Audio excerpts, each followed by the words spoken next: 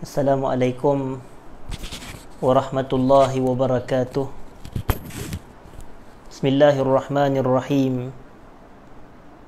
Innal hamdalillah nahmaduhu wa nasta'inuhu wa nastaghfiruh wa na'udzu billahi min shururi anfusina wa min sayyiati a'malina. Man yahdihillahu fala mudilla lahu wa man yudlil fala hadiya lahu. Asyhadu an la ilaha illallah wahdahu la syarika lah wa asyhadu anna sayyidana Muhammadan abduhu wa rasuluh. Allahumma salli wa sallim wa barik ala habibina wa sayyidina Muhammad wa ala alihi wa ashabihi ajma'in, amma ba'd. Sidang penonton muslimin dan muslimat yang dirahmati Allah, apa khabar semua? Saya berdoa kepada Allah semoga semua yang menonton berada dalam keadaan sihat walafiat, diberikan rezeki dan keberkatan dalam hidup serta ilmu yang bermanfaat untuk diamalkan sebagai saki-baki bekalan dalam perjalanan kita ini menuju kepada Allah Subhanahu wa taala. Alhamdulillah, saya ucapkan ahlan wa sahlan wa marhaban bikum kepada semua hadirin hadirat sidang penonton yang sedang bersama dengan kita pada malam ini bagi kita mengikuti satu sesi perbahasan kuliah 2 bulanan kita bersama dengan saya di Baitus Salam, iaitulah pada setiap hari Khamis minggu yang pertama, minggu yang ketiga, dan pada minggu ini atau pada bulan ini kita berada pada hari Khamis minggu yang kelima. Jadi kalau boleh minta jasa baik kepada semua tuan-tuan dan puan-puan yang sedang menonton untuk sertakan di ruangan komen, dan kalau boleh share video ini kepada sahabat-sahabat yang lain, komen sama ada suara saya jelas ataupun tidak, dan mudah-mudahan perkongsian kita pada malam ini mengambil ataupun memberikan manfaat yang besar kepada semua yang menonton pada malam ini, insya-Allah. Untuk makluman tuan-tuan dan puan-puan sidang penonton yang saya muliakan, kita pada malam ini nak bicara berkaitan dengan suatu adab atau perbahasan akhlak yang sinonim, walaupun di dalam tajuk itu dihaidkan tajuk penuh, tetapi pada malam ini sebenarnya kita nak membahas berkaitan dengan adabul ikhtilaf ataupun adabul khilaf, adab-adab atau akhlak sekiranya berlaku perbezaan dan perselisihan pendapat di kalangan kita ini, khususnya umat Islam. Bagaimana cara kita nak interaksi dan bagaimana cara kita nak berhadapan dengan khilaf ataupun perselisihan pendapat yang berlaku sesama kita. Sebagai muqaddimah, hadirin dan hadirat yang dirahmati Allah, biasa kita dengar antara dua perkataan. Perkataan yang pertama disebut sebagai al-khilaf dan perkataan yang kedua disebut sebagai al-ikhtilaf. Walaupun al-khilaf dan al-ikhtilaf keduanya membawa erti perbezaan pendapat, tetapi sebahagian ulama cenderung untuk membezakan definisi antara keduanya. Sebagai contoh, ada sebahagian ulama mengatakan al-ikhtilaf adalah perbezaan pendapat yang berlaku serta didasarkan kepada dalil. Perbezaan pendapat yang berlaku antara dua pihak atau lebih, namun dalam masa yang sama perbezaan tersebut didasari dengan dalil, ada sandarannya yang membawa kepada perbezaan pendapat tersebut. Yang kedua, kita katakan manakala khilaf, tadi al-ikhtilaf, manakala khilaf adalah perbezaan pendapat yang tidak didasari dengan dalil. Kadang-kadang didasari dengan emosi, kadang-kadang hawa nafsu, kadang-kadang atas faktor kepuakan. Jadi ia tidak terbina di atas dasar dalil, tetapi perselisihan pendapat atau perbezaan pandangan yang berlaku tanpa dalil, itulah disebut sebagai al-khilaf. Manakala sebahagian ulama yang lain pula mengatakan al-ikhtilaf ini merujuk kepada perbezaan dalam satu mazhab sesama ashab mazhab tersebut. Macam contoh dalam mazhab Syafi'i ini ada ramai ulama yang bermazhab Syafi'i yang dia sebut sebagai ashabus Syafi'iyah. Jadi setiap satu ulama ini berbeza pendapat tetapi mereka masih berada dalam kerangka mazhab, maka itu dinamakan sebagai al-ikhtilaf. Tetapi perbezaan antara satu mazhab dengan mazhab yang lain, contoh mazhab Abu Hanifah dengan mazhab Al-Imam Syafi'i, jika ada perbezaan maka itu dinamakan sebagai al-khilaf instead of al-ikhtilaf.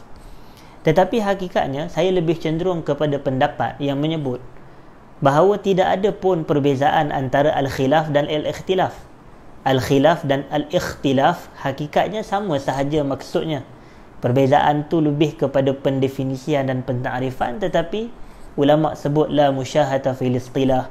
Tidak perlu untuk kita berbalah panjang lebar dalam isu-isu yang istilah yang ditetapkan oleh para ulama. Hakikatnya kita sepakat khilaf ke al-ikhtilaf ke, kedua-duanya membawa erti perbezaan pendapat ataupun perbezaan atau perselisihan faham terhadap sesuatu isu. Baik.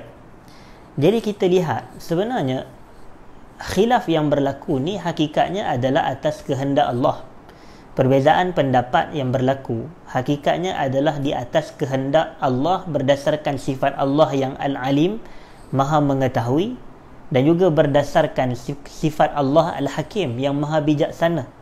Jadi Allah yang memberikan kebenaran untuk kita ini berselisih pendapat, dan itu atas kehendak Allah sebenarnya, maksud saya. Sebab itu kalau kita lihat di dalam Al-Quran, Allah menyebut walau syaa Allah la ja'ala an-nasa ummatan wahidah. Kalaulah Allah mahu, nescaya Allah akan menjadikan umat manusia ni umat yang satu sahaja, yang sepakat, yang tidak ada sebarang percanggahan dan perselisihan. Tetapi Allah kata wala yazaluna mukhtalifin, akan tetapi sentiasalah mereka itu dalam keadaan berikhtilaf, saling berbeza, saling bercanggah antara satu sama lain. Tetapi Allah juga mengecualikan, Allah kata illa man rahima rabbuk, kecuali bagi mereka yang dirahmati oleh Tuhan kamu. Cuma apabila kita dengar perkataan khilaf atau ikhtilaf atau perbezaan pendapat secara umum, ramai orang mengingatkan hal ini adalah satu perkara yang tidak disukai ataupun tidak orang kata bermanfaat secara mutlak. Sebenarnya ini pun satu kenyataan yang kurang tepat sebenarnya, kerana kita tidaklah semestinya nak menjadikan umat manusia itu semuanya sependapat sahaja. Tetapi kalau boleh kita katakan, biarlah dalam pendapat yang pelbagai kita masih menjaga adab dan akhlak dari sudut persaudaraan dan ikatan antara satu sama lain. Itu konsep dia sebenarnya. Kalau diikut dari sudut pembahagian khilaf yang disertakan oleh para ulama, satu kita kata apabila disebut secara umum khilaf dan ikhtilaf, perbezaan pendapat atau perselisihan pandangan ini, sebenarnya ia bukan berlaku dalam satu-satu cabang sahaja. Setiap cabangan ada dia punya perbezaan pendapat. Saya ambil contoh. Kita mungkin nampak perbahasan kita pada malam ni lebih kepada kerangka ilmu, ataupun perbahasan perbezaan pendapat dalam isu-isu agama. Ramai yang berpendapat sebegitu. Boleh jadi betul itulah yang kita cuba nak bahas pada malam ini. Tetapi selain daripada isu agama, banyak juga isu yang berlaku di dalamnya perselisihan pendapat.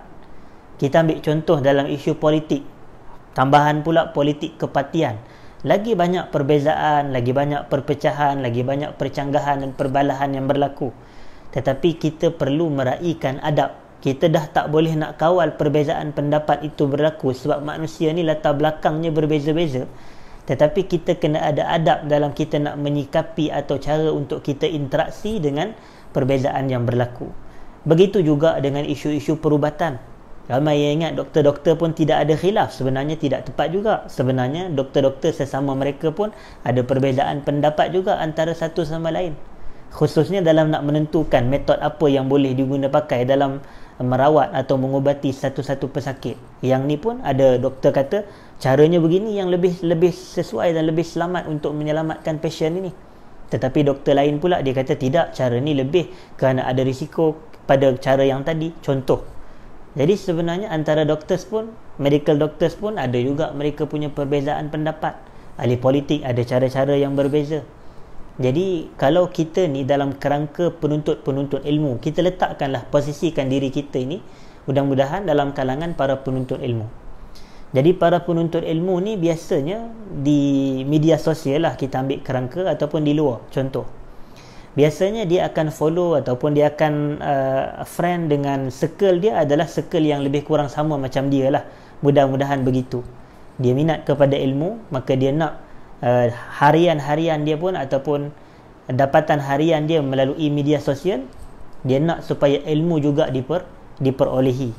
Jadi dia follow ataupun dia like page ahli ilmu, ataupun dia friend dengan ilmuwan-ilmuwan. Jadi apabila dia melihat sebagai contoh satu-satu perbezaan pendapat yang berlaku dalam mana-mana isu agama lah, kita kecilkan skop ini, maka dalam hal ini kita perlu interact ataupun kita perlu deal dengan cara yang paling beradab. Tetapi kalau kita pergi kepada perbahasan pembahagian yang diletakkan oleh para ulama berkenaan dengan isu khilaf ini, sebagai contoh, ulama ada menyebut ada khilaf yang dianggap sebagai al-khilaful mahmud, perbezaan yang terpuji. Ada juga yang disebut sebagai al-khilaful mazmum, perbezaan yang tercela. Ada yang disebut sebagai al-khilaful maqbul, perbezaan yang diterima. Ada juga yang disebut sebagai al-khilaful mardud, perbezaan yang tidak diterima. Jadi bila kita selesai dalam hal-hal ini, maka kita kata mudah. Perbezaan yang diterima, perbezaan yang orang kata terpuji, maka di sini tidak ada salah pun kalau kita berbeza pendapat satu sama lain. Yang kedua, perbezaan yang tercela, perbezaan yang kita kata tidak diterima atau ditolak itu tadi, maka di sini setiap satu pihak tu dia mestilah orang kata kembali kepada kebenaran. Dia tak boleh dua-dua betul, tetapi di sini dia kena kembali kepada kebenaran, khususnya mereka yang berpegang dengan pendapat yang salah, menyelisihi kebenaran. Yang kita katakan sumber kebenaran ini kayu ukurnya adalah Al-Quran dan sunnah Nabi sallallahu alaihi wasallam yang sahih daripada baginda alaihi salatu wassalam. Kita ambil contoh, kalau kita kata perbezaan yang terpuji, perbezaan yang tercela, perbezaan yang diterima, perbezaan yang ditolak, sebagai contoh. Perbezaan yang terpuji ni kita ambillah contoh mudah. Satunya perbezaan yang masing-masing kedua pihak, katakan ada dua pihak, masing-masing mempunyai dalil yang kukuh sebenarnya, mempunyai dalil yang kukuh, dalil yang kuat. Maka perbezaan ini dianggap sebagai khilaf yang muktabar, sebagai khilaf yang muktabar, kerana masing-masing mempunyai nas dan hujahan yang diguna pakai untuk menguatkan pendapat masing-masing. Sebagai contoh, kita katakan dalam isu doa kunut, bacaan doa kunut di dalam salat subuh, sebagai contoh. Bacaan doa kunut di dalam salat subuh ini berlaku khilaf, dalam kalangan ulama-ulama kita. Kalau kita tengok, sebahagian ulama berpendapat bahawasanya adanya kunut subuh di dalam salat subuh. Ini adalah pendapat dalam mazhab al-Imam Syafi'i rahimahullah dan dipegang oleh ulama-ulama yang mengikuti mazhab beliau ini. Yang kedua adalah majoriti mazhab, yang mana majoriti mazhab ini mereka berpendapat bahawasanya tidak adanya bacaan doa kunut di dalam salat subuh, tetapi yang ada hanyalah bacaan doa kunut di dalam salat witir ataupun di dalam salat witir khususnya pada bulan Ramadan itu. Jadi di sini berlaku perbezaan pendapat. Tetapi cara kita nak interaksi dalam hal ini, maka kita ambil contoh. Kalaulah kita katakan kita berada di dalam jemaah salat subuh, yang mana imam kita itu adalah imam yang mengamalkan mazhab al-Imam Syafi'i, yang mana dia berpendirian untuk mengadakan atau membaca kunut ketika salat subuh secara berjamaah, maka kita sebagai jemaah di belakang dituntut untuk mengikut, dalam arti kata kita tidak menyelisihi, sebab kita meraihkan khilaf itu, kita meraihkan khilaf tersebut.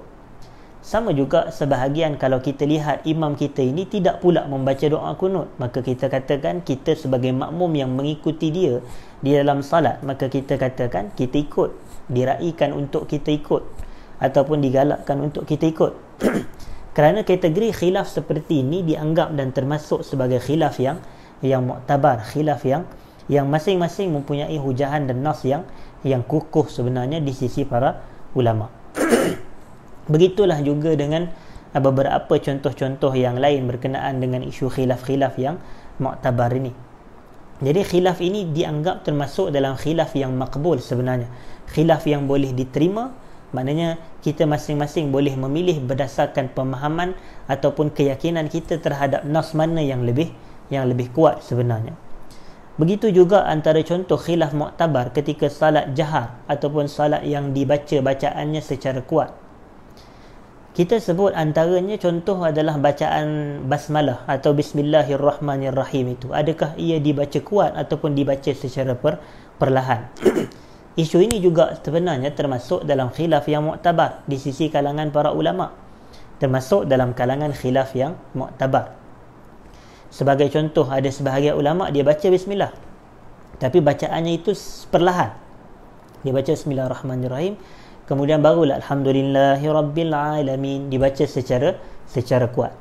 Manakala sebahagian ulama yang lain pula, mereka terus apabila ada dari kalangan pengikut mereka menjadi imam, dibacanya secara kuat bacaan basmalah itu. Bismillahirrahmanirrahim, alhamdulillahirabbilalamin, contoh. Jadi ini adalah isu yang termasuk juga dalam khilaf yang mu'tabar.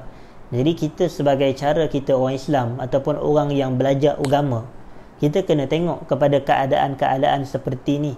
Kalau kita dengar, kita tak boleh terus mudah-mudahan mengatakan orang itu sebagai sesat ataupun tidak menepati sunnah yang sebenar ataupun menyelisihi kebenaran. Ini tidak tepat, kerana masing-masing berada dalam kerangka dalil sebenarnya. Masing-masing berada dalam kerangka dalil. Jadi khilaf ini adalah khilaf yang dianggap sebagai mu'tabar. Baik. Keduanya, kita kata ada khilaf yang tidak diterima. Khilaf yang tidak diterima. Khilaf al-mardud ataupun al-mazmum ini. Khilaf yang ditolak ataupun khilaf yang tercela. Sebahagian ulama mereka menyebut, mereka kata khilaf yang tercela ini sebenarnya dia terbahagi kepada dua cabang pula. Khilaf yang tercela ini atau khilaf yang ditolak, dia terbahagi kepada dua cabang. Yang pertama dia sebut sebagai khilaf yang pertamanya menyelisihi dalil yang qat'i. Menyelisihi dalil yang qat'i. Sebagai contoh, apa dalil yang qat'i? Kita tahu bahawasanya nas Quran ni dia ada qat'iyatud dalalah, dia ada zanniyatud dalalah. Qat'iyatud dalalah ni contohnya kewajipan salat fardu. Wajib secara qat'i di dalam Al-Quran. Iaitu ayat-ayat yang menceritakan seperti wa aqimus salah wa atuz zakah. Pensyariatan kewajipan salat fardu, zakat, puasa Ramadan, haji ni kita katakan sabit secara qat'iyatud dalalah. Jadi kalau ada seseorang ataupun ada sekumpulan ataupun ada satu orang kata aliran, dia berpegang kepada kenyataan, contoh salat fardu tidak wajib, dia kata, kan berlaku khilaf tu. Kita mengatakan salat fardu 5 waktu wajib, tapi tiba-tiba ada orang datang, satu kumpulan ataupun beberapa orang, dia kata salat fardu ni tidak wajib. Kan berlaku perbezaan pendapat tu. Jadi bila berlaku perbezaan pendapat dalam keadaan seperti ni, adakah kita boleh kata, oh tak apalah, kita kena berlapang dada, awak ada pendapat awak yang kata salat fardu wajib, tapi di sisi saya salat fardu tidak wajib. Di sini amat-amat kita kata mazmum, tercela. Maka khilaf ini tercela, dan saya kata implikasinya dalam khilaf yang tercela seperti ini atau khilaf yang tertolak seperti ini, satu pihak dia mesti kembali ke arah kebenaran. Dia mesti kembali ke arah kebenaran. Kalau tidak, dia akan dihukum atau tidak dia akan diberikan pengajaran yang sesuai dengan apa yang dia lakukan, berdasarkan apa yang dia lakukan. Sebab kalau dia menyatakan salat fardu tidak wajib, ini telah menyalahi nas, dan dia ada hukum-hukum, boleh dihukum kufur apabila sengaja menolak nas Quran secara yang qat'i. Itu. Jadi oleh kerana itu perbezaan ni perbezaan yang tidak diambil kira, tidak muktabar, dicela dan ditolak. Perbezaan kategori ini dicela dan ditolak. Begitu juga yang pertama saya kata tadi, khilaf yang menyelisihi dalil yang qat'i. Menyelisihi dalil yang qat'i. Yang kedua adalah khilaf yang menyanggahi ijma'. Khilaf yang menyanggahi ijma'. Apa contoh khilaf yang menyanggahi ijma'? Contoh dalam beberapa isu, dalam beberapa perkara. Ulama ijma'. Contoh macam kita katalah, kefarduan salat, ulama ijma', kefarduan zakat, ulama ijma', kefarduan puasa Ramadan, ulama ijma', kefarduan haji, ulama ijma'. Jadi apabila kita menolak ini, maka ini adalah perbezaan pendapat yang ditolak sebenarnya. Tetapi contohlah, ada beberapa kaedah-kaedah dalam agama kita ini yang juga berlaku ijma' di sisi para ulama'. Dan tuan-tuan dan puan-puan yang ingin mengetahui hal ini boleh lihat kepada kitab yang ditulis oleh Al-Imam Kitab Al-Ijma' Ibnul Munzir rahimahullahu ta'ala, Kitab Al-Ijma' karangan Al-Imam Ibnul Munzir rahimahullahu ta'ala, untuk kita tengok apakah perkara-perkara yang telah diijma'kan, apakah perkara yang telah diijma'kan. Contoh dalam isu taharah, dalam isu salat, dalam isu puasa, dalam isu zakat, apa perkara-perkara yang telah menjadi ijma' para ulama'. Yang mana sekiranya seseorang itu menyelisihi ijma', maka khilaf dia itu dianggap sebagai ditolak. Khilaf dia itu dianggap sebagai mardud, tidak diterima dan ditolak sebenarnya. Sebagai contoh, ada ulama' yang ijma' berkenaan dengan kaedah al-bayyinatu 'alal mudda'i wal yamin 'ala man ankar. Bukti adalah kepada siapa yang mendakwa, dan sumpah adalah ke atas mereka yang mengingkari dakwaan atau tuduhan ke atas diri dia. Jadi contohlah, ada dua pihak. A ni dia menuduh, B tu dia yang dituduh. Jadi yang menuduh ni wajib mendatangkan bukti, sebab bukti ni adalah, kita kata, qarinah yang paling jelas berkenaan dengan tuduhan yang kita dakwa. Kerana asal bagi setiap orang tu adalah tidak bersalah, sehinggalah dibuktikan dia bersalah, ataupun sehinggalah buktikan dia melakukan perkara yang dia dituduh melakukan perkara tersebut. Tetapi orang yang mengingkari tuduhan ke atas diri dia adalah dia perlu bersumpah. Sebab dia ingkar, orang tuduh dia macam-macam, tapi dia bersumpah, saya bersumpah saya tak lakukan perkara itu. Jadi orang yang menuduh, dia kena datangkan bukti. Tiba-tiba datang satu kumpulan, dia kata tidak, sebenarnya orang yang menuduh ni kena bersumpah. Dia kata, maknanya memadai, cukup. Dia kata, saya bersumpah bahawasanya Ahmad telah berzina. Contoh, dia tuduh Ahmad berzina, tapi dia bersumpah. Tetapi kita katakan dalam hal ini, kita ambil contoh yang Ahmad pula, dia kata Ahmad pula yang terpaksa mendatangkan bukti. Sampai orang yang menuduh ni kata, kalau betul Ahmad tidak berzina, Ahmad hendaklah membuktikan yang dia tidak berzina. Di sini Ahmad pula kena datangkan bukti yang dia tidak berzina. Sedangkan ini silap sebenarnya, ini menyelisihi ijma'. Maka pendapat-pendapat seperti ini, maka kita kata ia adalah pendapat yang ditolak, pendapat yang tidak diterima. Maka dalam hal-hal seperti ini ia tidak diambil kira sebenarnya. Sebab itu ada satu kaedah yang disebut oleh sebahagian ulama' dan guru-guru saya dahulu. Mereka menyebut, walaisa kullu khilafin ja'a mu'tabara illa khilafun lahu hazzun minan nazar. Bukanlah semua khilaf ni dia datang secara mu'tabar, melainkan khilaf yang mempunyai bahagian daripada penelitian dan kajian sebenarnya. Maknanya khilaf ni, bukan semua khilaf ni dia datang secara mu'tabar. Maknanya tak semudah kita kata ini isu khilaf, jadi isu ni isu mu'tabar, jadi khilaf ni khilaf mu'tabar, maka kita hendaklah berlapang dada dalam hal-hal seperti ini. Kita kata tidak, melainkan kalau kita tengok kepada petunjuk para ulama dahulu. Baik, kita nak berikan contoh-contoh pula, contoh-contoh yang dilakukan oleh para salafus salih sebenarnya apabila mereka berhadapan dengan isu-isu khilaf ataupun perbezaan pendapat.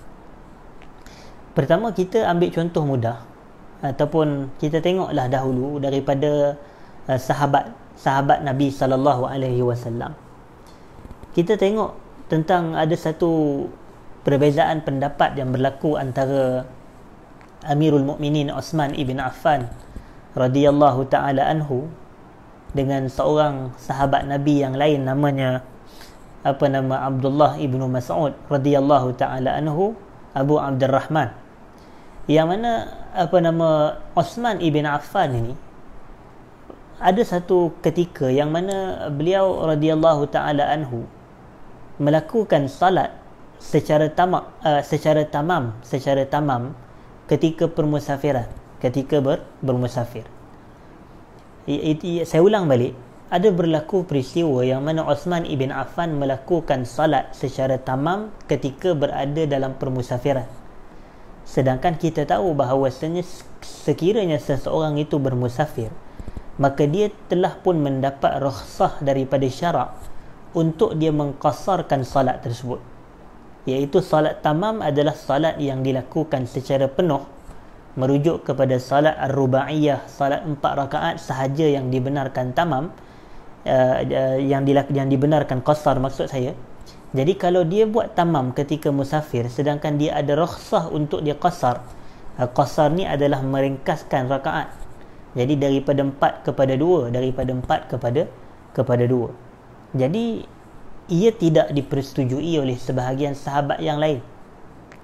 Antaranya adalah Ibnu Mas'ud, bahawasanya Ibn Mas'ud ini beliau berpandangan bahawasanya ketika kita bermusafir hendaklah kita salat secara qasar. Yang ini banyak riwayat yang menyebutkan tentang hal ini, yang mana dia punya utamanya qasar ataupun tamam. Salat secara ringkaskan menjadi 2 rakaat ataupun kita jadikan ia kekal 4 rakaat. Quran jelas sebut wa idza darabtum fil ardi falaysa alaikum junah an taqsuru minas salah. Apabila kamu bermusafir di atas muka bumi ini, tidak ada masalahnya untuk kamu qasarkan salat. Jadi dalam keadaan seperti ini kita lihat dan kita teliti. Ibn Mas'ud berpendapat qasar ketika musafir. Uthman ibn Affan berpendapat untuk salat secara tamam, salat secara penuh. Tetapi ditakdirkan Allah Ta'ala Uthman menjadi imam salat dan Ibn Mas'ud dia ikut di belakang. Uthman salat secara tamam dan Ibn Mas'ud juga mengikut salat secara tamam, walaupun dia berpendapat ketika musafir seseorang hendaklah salat secara qasar. Jadi ketika itu ditanyakan kepada Abdullah Ibn Mas'ud, mengapakah kamu mengikut sedangkan kamu berpendapat salat ini hendaklah dilakukan secara qasar? Maka kata Abdullah Ibn Mas'ud, Abu Abdurrahman ni, dia kata apa? Dia kata al-khilafu syar, al-khilafu syar. Perbezaan pendapat itu adalah buruk, dia kata. Perbezaan pendapat adalah buruk. Maka yang ni kita dapat lihat akhlak dan sikap. Sebab dia tahu Uthman ibn Affan ni bukannya diikut hawa nafsu, dia pun ada pandangan dia dan ada hujahan beliau yang tersendiri. Tetapi dan beliau juga mempunyai nas, beliau mempunyai sandaran dan hujahan yang kukuh sebenarnya. Tetapi cara faham kita terhadap nas ini kebanyakannya berbeza-beza. Sebab itulah lahirnya ulama mazhab yang 4. Sebab kadang-kadang nas tu bukannya ditolak, tetapi cara faham nas tu adalah cara faham yang berbeza. Tapi kalau kita tengok Abu Hanifah mempunyai anak murid Abu Yusuf dan juga Muhammad Ibn Hasan Al-Syaibani. Jadi Muhammad Ibn Hasan Al-Syaibani ini pula mengajarkan kepada Al-Imam Syafi'i rahimahullah. Kemudian pada tahun 93 Hijrah lahir pula Imam Malik Ibn Anas. Imam Malik Ibn Anas ni ketika beliau berusia lanjut, maka beliau menjadi guru kepada Al-Imam Syafi'i rahimahullah. Al-Imam Syafi'i yang datang pada tahun 150 Hijrah, dalam usia remaja dan usianya yang dewasa itu beliau menuntut ilmu pula dengan Imam Malik Ibn Anas. Imam Syafi'i rahimahullah ni pula kemudiannya menjadi guru pula kepada Imam Ahmad Ibn Hanbal, yang mana Imam Ahmad Ibn Hanbal ni juga guru kepada Imam Syafi'i dalam hadis, tetapi dia anak murid kepada Imam Syafi'i dalam bidang fiqh. Jadi apabila kita melihat kepada hal-hal seperti ni, maka baru kita tahu sebenarnya ulama-ulama ni, kita tengok mereka hidup dengan suasana yang harmoni. Mereka hidup walaupun perbezaan pendapat itu berlaku, tetapi perbezaan ini dalam kerangka yang masih boleh dibenarkan berbeza, dalam kerangka yang masih dibenarkan boleh berbeza pendapat. Okey. Begitu juga kalau kita ambil contoh yang selain ditunjukkan oleh Abu Abdurrahman Abdullah ibn Mas'ud dengan Uthman ibn Affan radhiyallahu taala anhu, maka kita ambil contoh yang selepas dari kalangan mereka, iaitulah berkenaan dengan kisah Al-Imam Syafi'i rahimahullah.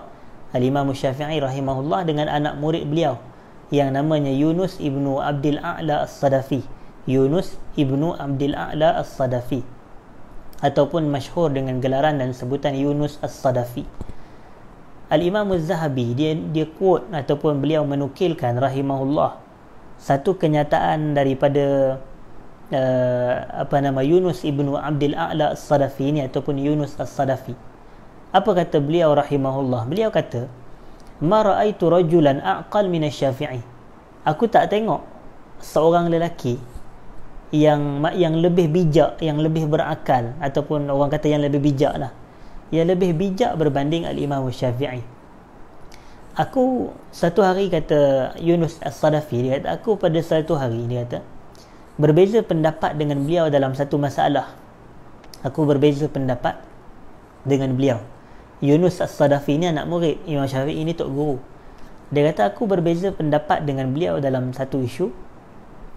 Kemudian pada satu malam, kata Yunus As-Sadafi, pada satu malam Asy-Syafi'i dia datang ke rumah aku, dia pegang tangan aku, dia kata, ala yastaqim an nakuna ikhwana. Dia kata, tak bolehkah kita ni kekal menjadi bersaudara, dia kata, wa illam nattafiq fi mas'alah, sekalipun kita tidak bersepakat dalam satu-satu isu, satu-satu pendapat. Yang ini berlaku banyak dalam kalangan fuqaha sebenarnya. Berlaku banyak dalam kalangan fuqaha. Tidaklah semestinya ulama-ulama yang walaupun satu aliran dengan ulama-ulama yang terdahulu tidak menjadikan mereka ini tidak boleh berbeza pendapat. Sebenarnya banyak perbezaan pendapat yang berlaku. Tetapi kita kata perbezaan pendapat yang kalau berlaku disebabkan perbezaan-perbezaan yang tidak ada masalah sangat ni, maka kita kata ia diraikan. Dia lebih kepada khilaful afham sebagai contoh, ataupun khilaf yang tanawwu' sebenarnya.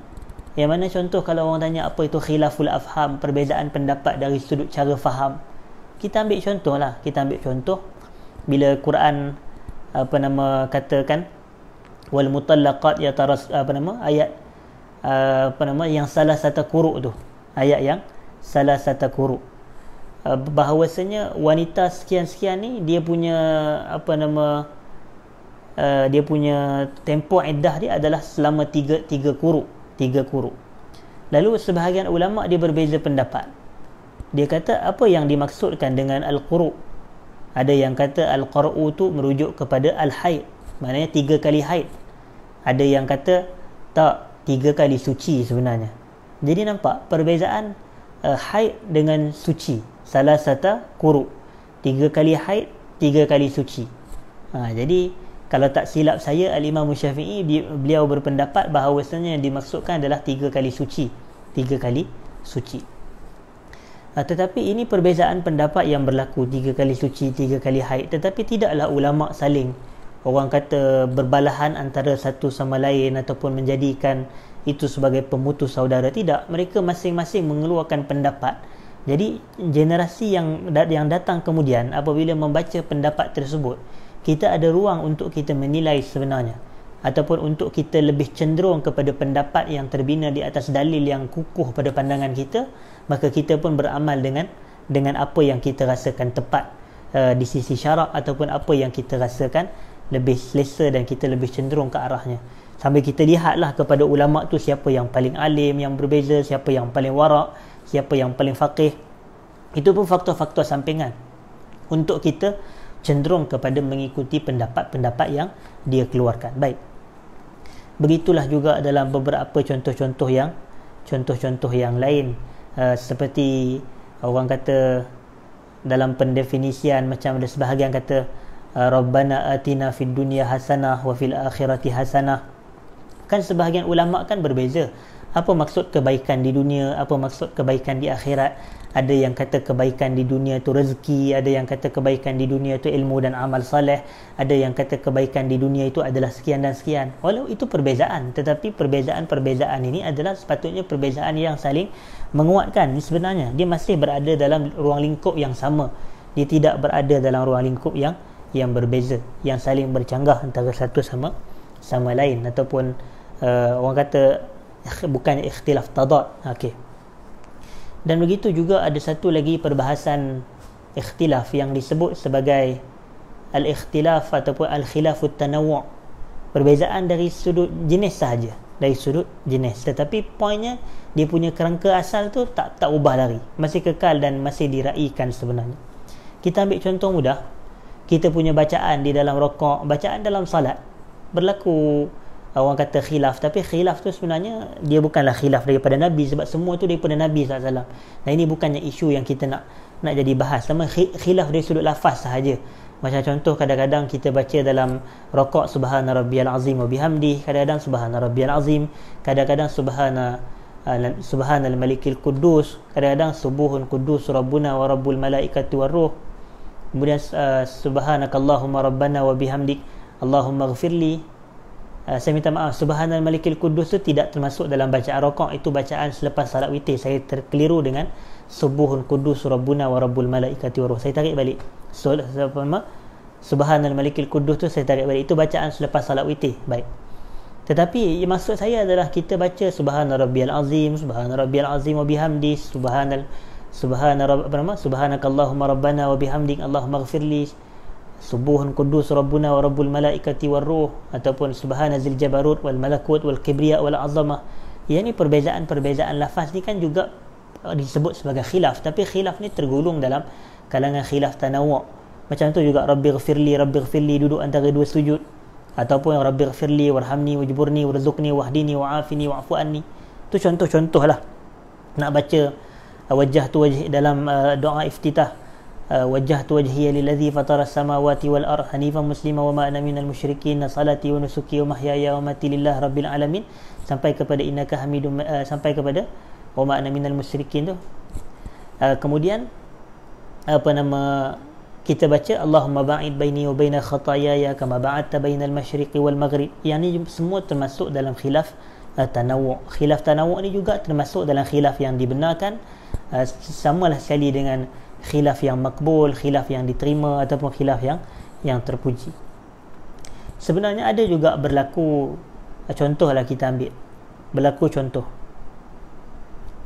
perbezaan yang berlaku antara Al-Imam Ibnu Hazim dengan jumhur ataupun majoriti ulama dalam isu menyatakan ibu kepada Nabi Musa adalah Nabi. Ibu kepada Nabi Musa adalah Nabi. Itu. Kalau diikutkan kepada jumhur ulama, bahkan Al-Imam Abul Hasan Al-Asy'ari rahimahullah, beliau berpendapat ijma' ulama dalam hal ini berlaku, iaitu tidak ada Nabi melainkan dari kalangan lelaki sahaja. Tidak ada Nabi melainkan dari kalangan orang lelaki. Berdasarkan firman Allah, wa ma arsalna qablaka illa rijalan nuhi ilaihim. Kami tidak utuskan sebelum kamu wahai Muhammad melainkan lelaki-lelaki yang kami wahyukan kepada mereka. Yang ni kalimah rijalan nuhi ilaihim. Dalil yang paling jelas menunjukkan yang menjadi Nabi ataupun Rasul hanyalah dari kalangan orang lelaki sahaja. Tetapi Ibnu Hazim tadi yang wafat pada tahun 456 Hijrah, beliau berpendapat bahawasanya ibu kepada Nabi Musa, ibu kepada Nabi Isa dan juga beberapa ulama wanita lain dianggap termasuk dalam kategori Nabi, kata beliau. Termasuk dalam kategori Nabi. Ini menarik sebenarnya, tetapi yang menariknya juga apabila Ibn Hazim mengeluarkan pendapat seperti ini, beliau menggunakan dalil juga. Dia ada dalil juga, iaitu dalil dia kata wa auhayna ila ummi Musa an ardhi'ih. Dia kata telah kami wahyukan kepada ibu Nabi Musa untuk dia menyusukan Nabi Musa semasa Nabi kecil. Jadi Ibn Hazim kata Allah guna kalimah wahyu kepada ibu Nabi Musa. Jadi setiap yang mendapat wahyu adalah Nabi, setiap yang mendapat wahyu adalah Nabi. Walaupun kita katakan takrifan wahyu di situ sebenarnya boleh perselisihi di sisi para ulama-ulama lughah. Sebenarnya apakah maksud wahyu di situ? Adakah wahyu kepada ibu Nabi Musa sama seperti wahyu yang diturun kepada nabi-nabi yang lain? Tetapi kita kata pendapat itu ditolak. Pendapat Ibn Hazim ini ditolak. Sebab apa? Sebab pendapat yang menyelisihi majoriti yang muktabar, iaitu tidak ada rasul melainkan dari kalangan orang lelaki. Yang ini berdasarkan hujahan nas yang begitu kuat, wa ma arsalna qablaka illa rijalan nuhi ilaihim fas'alu ahla dzikri in kuntum la ta'lamun. Kami tidak utuskan sebelum kamu wahai Muhammad melainkan lelaki-lelaki yang kami wahyukan kepada mereka. Bertanyalah kamu kepada ahlu zikir sekiranya kamu tidak mengetahui. Baik. Jadi kita tengok ini antara yang tidak dibenarkan juga, iaitu kalau menyelisihi nas yang qat'i ataupun menyelisihi ijma', maka ia termasuk dalam perbezaan pendapat yang ditolak, perbezaan pendapat yang ditolak. Baik. Saya ambil satu contoh lagi yang sebenarnya tidak dibenarkan. Yang ni termasuk dalam menyelisihi nas yang qat'i ataupun menyelisihi ijma' para ulama. Contoh, ramai orang yang menceritakan berkenaan dengan bagaimana toleran, bagaimana akhlak, bagaimana beradab Al-Imam Syafi'i rahimahullah dengan Al-Imam Yunus Ibnu Abdul A'la As-Sadafi, Abu Musa itu. Jadi kedua-dua ini sebenarnya adalah tokoh ulama. Keduanya tokoh ulama. Mereka berbeza pula dalam satu isu, dan sudah pastilah perbezaan isu yang mereka perselisihi tersebut isu-isu yang dibenarkan untuk berselisih atau isu-isu yang dibenarkan untuk berbeza pendapat. Jadi sebab itulah respon atau reaksi Imam Syafi'i macam tu. Macam itulah respon. Dia kata ala yastaqim an nakuna ikhwana wa illam nattafiq fi masalah. Tak patutkah kita saling kekal bersaudara walaupun kita tidak bersepakat dalam satu-satu isu? Yang ni bagus. Tetapi satu perkara yang kita terlepas tak pandang. Kita tengok individu yang sama, individu yang sama. Al-Imam Syafi'i rahimahullah. Beliau ini satu hari dalam isu khalqul Quran, iaitu isu yang berlaku, orang kata perbalahan besar. Ada sebahagian yang berpendapat mengatakan Al-Quran sebagai makhluk, wal'iyadzubillah, dan yang kebenarannya merujuk kepada mereka yang berpendapat Al-Quran adalah kalamullah ghaira makhluk. Quran ini adalah kalamullah, bukan makhluk. Yang ini berlaku panjang dalam perbahasan tauhid, sehingga apabila datangnya seorang lelaki kepada Al-Imam Syafi'i, nama lelaki tersebut adalah Hafs Al-Fard, yang mana Hafs ini beliau ataupun dia berkata kepada Al-Imam Syafi'i bahawasanya Quran adalah makhluk. Lalu apa kata Al-Imam Syafi'i sebagai respon balas kepada kenyataan tersebut? Imam Syafi'i kata kafarta billahil azim, kamu telah kufur kepada Allah yang Maha Agung. Jadi nampak, maknanya walaupun berlaku perbezaan pendapat, tapi Imam Syafi'i punya respon berbeza. Kenyataan beliau kepada Yunus As-Sadafi tidak sama dengan kenyataan Imam Syafi'i terhadap Hafs Al-Fard, menunjukkan kita ni nak keluarkan kenyataan dan respon terhadap perbezaan pendapat. Kita tengok isu tu isu yang dibenarkan berbeza pendapat ataupun isu tu tidak. Kalau sampai kepada tahap kata Quran makhluk, sampai menafikan sifat-sifat Allah sebagai contoh, ataupun sebagai kita menolak macam mana lagi dalam isu-isu yang qat'i, maka ataupun yang berlaku padanya ijma' ulama, maka di sini sampai kepada tahap dia tidak boleh untuk dilapang dada, kerana ini termasuk dalam al-khilaful mazmum, khilaf yang tercela, khilaf yang ditolak, dan ini sama sekali tidak diterima sebenarnya. Sama sekali tidak diterima. Dia kalau nak terima, dia kena ada dia punya, orang kata, isu yang dibenarkan untuk berbeza pendapat. Macam isu yang dibenarkan berbeza pendapat, contoh lawan kepada isu yang tak dibenarkan berbeza pendapat. Tadi saya kata contohan, saya kata khilaf yang dianggap sebagai tercela ni, pertama apabila menyelisihi nas yang qat'i, yang dalalah nas yang qat'i. Yang kedua apabila menyelisihi ijma'. Jadi khilaf yang kita boleh adalah dua yang berlawanan tadi. Yang pertama, khilaf pada perkara yang zanniyatud dalalah, kepada nas yang zanniyatud dalalah. Yang ni boleh khilaf. Sekiranya sesuatu dalil ataupun sesuatu nas itu dia zanniyatud dalalah, seperti contoh apabila Allah menceritakan berkenaan dengan ayat wudu, Allah kata idza qumtum ila salati faghsilu wujuhakum wa aydiyakum ila al-marafiq wamsahu bi ru'usikum wa arjulakum ila al-ka'bain, kata Allah. Perkataan wamsahu bi ru'usikum, dan sapulah kepala kamu. Di sini sebenarnya perkataan ni zanniyatud dalalah. Petunjuk dia tu zanni, maknanya masih boleh menimbulkan zan. Apa maksud sapu kepala? Adakah sapu keseluruhan kepala? Adakah sapu rubu', 1/4 contoh, ataupun kepada nasiyatul ra's, kepada ubun kepala sahaja, ataupun kita hanya menyapu separuh kepala? Apakah maksudnya? Jadi oleh kerana itu ulama terbahagi kepada 3 ataupun kepada lebih daripada 2 pendapat. ada yang kata keseluruhan kepala, ada yang kata ubun kepala, paling kurang 2-3 helai rambut, ada yang kata separuh, ada yang kata 1/3. Nampak? Jadi dalam hal seperti ini kita kata sebab kenapa berlaku khilaf, dan ini tidak dianggap sebagai tercela. Sebabnya nas tu zanniyatud dalalah, Lalu bila kita sebut tentang hal ini, maka ada pula orang yang pandai usul fiqh, dia cuba nak bangkitkan isu ni dengan isu isu rokok. Sebenarnya isu rokok, dia kata kalau macam tu isu rokok pun termasuk dalam zanniyatud dalalah. Dia kata isu rokok pun termasuk dalam zanniyatud dalalah sebab ayat tu tak jelas. Ayat tu tak spesifik merujuk kepada pengharaman rokok. Kalau kita kata wala tulqu bi aidikum ila tahlukah, jangan kamu mencampakkan diri kamu ke lembah kebinasaan, wa yuhillu lahumut tayyibat wa yuharrimu alaihimul khaba'is, dihalalkan bagi kamu yang baik, diharamkan ke atas kamu perkara-perkara yang kotor. Jadi perkara kotor banyak, tak semestinya rokok. Jadi dia kata mencempak wala tulqu bi aidikum ila tahlukah, jangan campak diri kamu ke lembah kebinasaan, tak semestinya dengan cara merokok. Jadi dia kata khilaf. Tapi kita katakan kalaulah bolehlah dikatakan kepada ulama-ulama yang muktabar pada hari ini, boleh kata berlaku ijma' akan pengharaman merokok ni sebenarnya.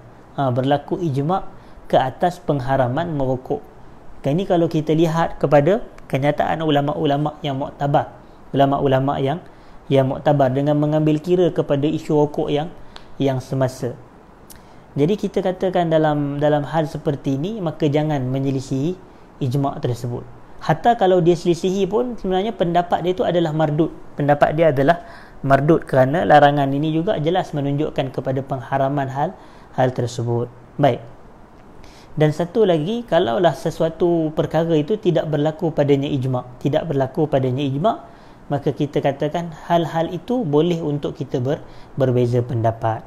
Jadi dari sudut pengamalan pula, masyarakat kita ini adalah untuk dengan cara dia menilai antara 2 atau 3 pendapat tersebut, dengan dia bertanya kepada ahli ilmu. Kalau dia bukan ahli untuk menilai, dengan dia berujuk kepada alim ulama atau pakar-pakar dalam bidang yang tertentu, untuk dia merujuk pendapat mana yang boleh dia gunakan untuk dia beramal.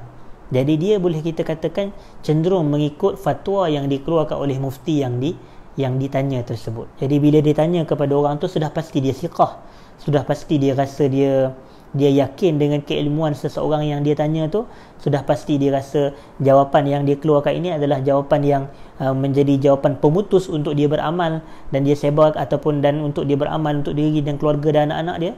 Jadi hal seperti ini maka kita kata boleh untuk dia lakukan perkara tersebut. Dan yang terakhir sebelum saya tutup adalah kita nak pergi kepada beberapa adab yang disebut sebagai khilaf ini.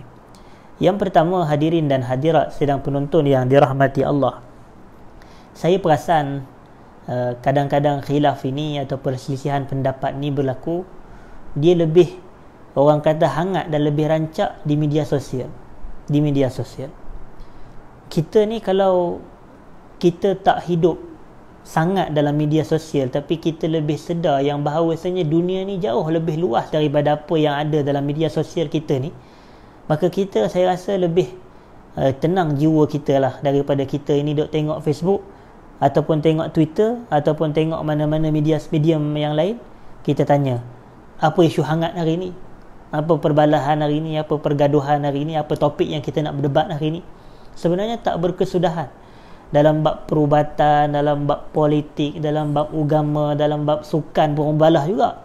Jadi orang kata kita tengok Allah. Jadi dalam keadaan seperti ini, maka kita katakan, kita kalau dalam berkait dengan isu media sosial ni satu je.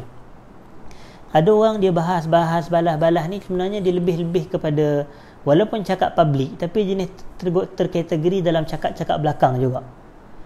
Ataupun bagi saya mudah sahaja. Kita di media sosial, khususnya Facebook ni, kita tidaklah boleh nak mengawal 100% apa yang orang lain akan tulis. Kita tak boleh. Dari sudut kita tak mampu nak mengawal 100% apa yang orang lain tulis. Dan kita tak boleh nak memastikan orang lain tu perlu tulis apa yang kita suka saja. Tidak, sebab manusia kan, tu Facebook dia nak buat suka hati dia lah. Dia nak tulis itu, nak tulis ini, nak tulis itu, tulis ini. Tapi bagi saya lah, secara peribadi saya kata, kalau kita tak suka dengan penulisan-penulisan seseorang, kita boleh hide, ataupun kita boleh orang kata mute, ataupun kita boleh unfriend, ataupun kita boleh block, ataupun kita boleh macam-macam. Kan kita lebih tenang kalau macam itu, kalau kita tak suka. Yang ni lebih menenangkan sebenarnya. Kalau kita tengok ada orang berbeza pendapat dalam satu-satu isu dengan kita, maka yang berada di sini lebih menenangkan. Itu caralah bagi saya kalau untuk kita menghilangkan dalam media sosial. Tetapi begitu juga kalau kita tengok ada perbezaan pendapat yang berlaku, yang kita isu ni berlega di media sosial kita ini. Jadi kita sebenarnya kita lebih matang, beradab, dan tak semestinya apabila kita baca sesuatu perkara yang kita tak setuju tu kita memang kena komen ataupun kita kena kutuk. Tak. Tapi kita boleh sahaja kita keluarkan penulisan balas di Facebook kita sendiri ke, ataupun sharing daripada video ke, kita sebut sahaja secara umum pendapat yang lebih tepat dalam isu ni adalah sekian dan sekian. Tak perlulah kita nak sebut nama orang, nak condemn orang itu, nak hentam orang ini. Ini tak ada adab. Yang ni yang kita kata tidak beradab. Sebab isu ni kita sekadar kongsikan sajalah. Pada pendapat saya, isu ni adalah dalam isu ni yang lebih tepat adalah begini dan begini, bukannya begini dan begini. Tapi kita tak perlu sebut, saya terbaca kenyataan daripada fulan bin fulan, bahawasanya fulan bin fulan tu dia kata bahawasanya sekian dan sekian adalah sekian. Tetapi saya amat tak setuju dengan hal ini.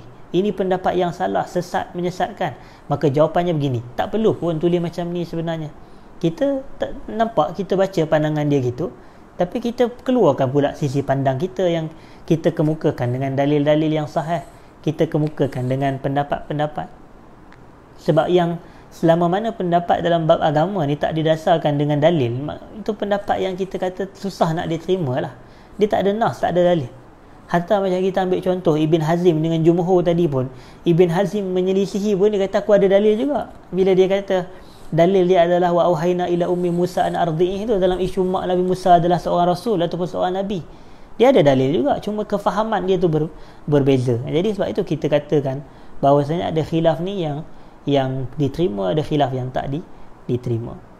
Lepas dia lebih kepada, lepas tu kita kena pastikanlah, kita kena kenal pasti terlebih dahulu apa yang kita baca, apa yang kita dengar. Adakah perkara ni sebenarnya khilaf yang dibenarkan di sisi para ulama? Adakah khilaf ni disebut dan dibahaskan di sisi para fuqaha ataupun tidak sebenarnya? Dan kita kena sedar diri. Sebab tu ada satu kata-kata rahimallahu mra'an, semoga Allah rahmati seseorang yang ditahu kadar diri dia sendiri. Yang ni kita kena sedar. Sebab kita ambil contohlah dalam satu-satu isu, kita tengok ulama' kata begini, ulama' kata begini, tiba-tiba kita pula kata aku tak setujulah dengan pendapat ulama' ni. Saya agak susah sikit nak terima keadaan orang macam ni. Jadi sebab itu bagi saya, kita kena kita kena kembali kepada satu, kena mengetahui kadar kemampuan diri kita sendiri. Lepas tu kita kena raikan perbezaan pendapat, khususnya ada pandangan yang disebut oleh para ulama' yang kita kena tahu. Kalau sekiranya ulama' sebut dalam isu-isu begini, sepatutnya kita kena rasa rendah diri dan kita kena tunduk, dan kita kena cuba memahami sebenarnya di sebalik fatwa ataupun pendapat ataupun hukum yang dikeluarkan oleh ulama' tersebut, apakah hujahan yang dia keluarkan tersebut, apakah dia punya sandaran ataupun apakah dia punya fokus utama yang dia keluarkan, pandangan dan fatwa tersebut. Saya ambil satu contoh. Macam baru ini ada satu isu yang berlaku di Perancis, apabila ada seorang guru dibunuh oleh seorang yang beragama Islam sebagai respon balas kemarahan terhadap tindakan guru tersebut yang melakukan perbuatan yang menghina Nabi SAW. Lalu ulama-ulama Islam yang muktabar, mereka berpendapat, mereka kata perbuatan ni tidak tepat. Kita jangan respon kejahatan yang orang buat kepada kita, tentangan yang orang buat kita dengan kita pergi membunuh dia. Yang ni bukan satu tindakan yang dibenarkan oleh syarak. Tapi ada sebahagian lain pula orang Islam yang kata apalah ulama ni macam tak ada izzah, macam jawapan merelakan Nabi SAW dihina apa semua. Kita kata tidak. Sedangkan ulama tu punyalah, orang kata penat dia keluarkan dalil hujahan begini atas kepahaman dia, atas pembacaan dia, atas pengetahuan dan keilmuan dia yang dia ada dalam berpuluh tahun. Tiba-tiba kita katakan kita mudah aja atas emosi kita. Yang ni sebab tu ulama dia keluar di atas dasar rasional, dia keluarkan hukum pandang atas dasar rasional dan satu isu. Tiba-tiba kita ni lebih kepada emosi. Kita kata tak betul tu. Lepas tu bila kita kata tak betul, ada pula kawan kita yang pun tak ada basic agama juga, tak betul tu. Kemudian ada juga orang yang sokong, tak betul juga, aku rasa lah kali dia anggap dia betul lah, sebab ada 3-4 orang yang rasa tak betul, padahal mereka ni bukan ahli pun untuk berbeza pendapat. Jadi sebab itu kadang-kadang kita kena sedar hakikat diri kita. Kita kena lebih rasa rendah diri. Kita kena sentiasa fokus untuk belajar dan belajar, menuntut ilmu hari demi hari. Dan dalam masa yang sama kita doalah banyak kepada Allah agar Allah berikan hidayah taufik kepada kita, agar kita diberikan ketepatan ke arah pemahaman yang betul, ke arah ilmu yang benar, ke arah orang kata amalan yang saleh, supaya Allah memberikan hidayah yang sebaiknya kepada kita semua. Wallahu ta'ala a'la wa a'lam. Jadi saya rasa memadai dan mencukupi sekadar itu perbahasan pada malam ini. Saya tidak pasti sama ada dalam kalangan tuan-tuan dan puan-puan yang komen di ruangan ini ataupun tidak, sebab saya tidak dapat melihat kepada komen-komen tersebut. Tetapi saya rasa cukup dan memadai sekadar itu perbahasan kita pada malam ini. Saya minta maaf jika ada salah silap ataupun kekurangan dalam penyampaian topik dan tajuk kita pada malam ini. Aqulu ma sami'tum, astaghfirullahal azim li wa lakum. Assalamualaikum warahmatullahi wabarakatuh.